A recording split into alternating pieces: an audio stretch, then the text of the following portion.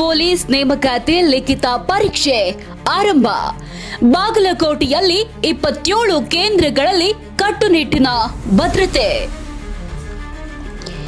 ರಾಜ್ಯದಾದ್ಯಂತ ನಡೀತಾ ಇರುವ ಸಿವಿಲ್ ಪೊಲೀಸ್ ನೇಮಕಾತಿ ಲಿಖಿತ ಪರೀಕ್ಷೆ ಬಾಗಲಕೋಟೆ ಜಿಲ್ಲೆಯಲ್ಲಿಯೂ ಬಿಗಿ ಪೊಲೀಸ್ ಭದ್ರತೆಯ ನಡುವೆ ಸುಸೂತ್ರವಾಗಿ ನಡೆಯಿತು. ಪರೀಕ್ಷೆಯ ಪಾರದರ್ಶಕತೆಗಾಗಿ ಅಭ್ಯರ್ಥಿಗಳ ತಪಾಸಣೆ ನಡೆಸಿ ಪರೀಕ್ಷಾ ಕೇಂದ್ರಗಳಿಗೆ ಪ್ರವೇಶ ನೀಡಲಾಯಿತು. ಈ ಕುರಿತ ಒಂದು ವರದಿ ಎಲ್ಲಿದೆ ನೋಡಿ.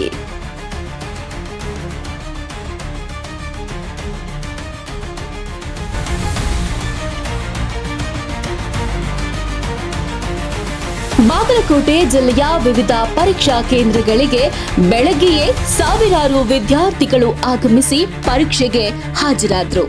ಪರೀಕ್ಷಾ ಕೇಂದ್ರದ ಪ್ರವೇಶ ದ್ವಾರದಲ್ಲಿ ಸಿಬ್ಬಂದಿ ಅಭ್ಯರ್ಥಿಗಳನ್ನ ವಸ್ತ್ರ ಸಂಹಿತೆಯ ಅನುಸಾರ ಕಟ್ಟುನಿಟ್ಟಾಗಿ ತಪಾಸಣೆ ನಡೆಸಿದ ಬಳಿಕವೇ ಒಳಗೆ ಪ್ರವೇಶಕ್ಕೆ ಅವಕಾಶ ನೀಡಿದ್ರು.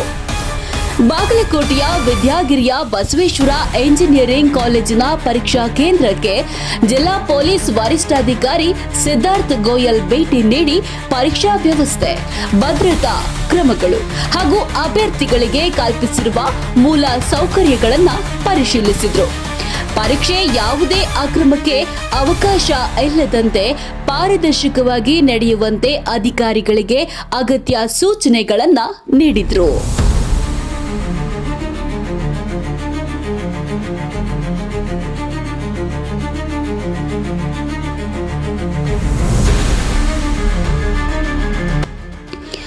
ಇನ್ನು ಬಾಗಲಕೋಟೆ ಜಿಲ್ಲೆಯಲ್ಲಿ ಒಟ್ಟು 27 ಪರೀಕ್ಷಾ ಕೇಂದ್ರಗಳಲ್ಲಿ ಸಿವಿಲ್ ಪೊಲೀಸ್ ನೇಮಕಾತಿಯ ಲಿಖಿತ ಪರೀಕ್ಷೆ ನಡೆಯಿತು. ಇದರಲ್ಲಿ ಬಾಗಲಕೋಟೆ ನಗರದಲ್ಲಿ 18 ಹಾಗೂ ಜಮಖಂಡಿ ನಗರದಲ್ಲಿ 9 ಪರೀಕ್ಷಾ ಕೇಂದ್ರಗಳನ್ನು ತೆರೆಯಲಾಗಿತ್ತು.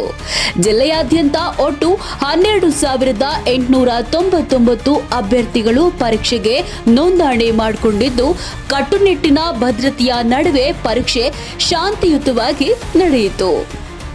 ಒಟ್ಟಾರೆಯಾಗಿ ಪಾರದರ್ಶಕ ಹಾಗೂ ಅಕ್ರಮ ರಹಿತ ಪರೀಕ್ಷೆ ನಡೆಸುವ ಉದ್ದೇಶದಿಂದ ಎಲ್ಲಾ ಪರೀಕ್ಷಾ ಕೇಂದ್ರಗಳಲ್ಲಿ ಕಟ್ಟುನಿಟ್ಟಿನ ಕ್ರಮಗಳನ್ನು ಕೈಗೊಳ್ಳಲಾಗಿದ್ದು, ಅಭ್ಯರ್ಥಿಗಳ ಸಹಕಾರದೊಂದಿಗೆ ಪರೀಕ್ಷೆ ಯಶಸ್ವಿಯಾಗಿ ನಡೆಯಿತು.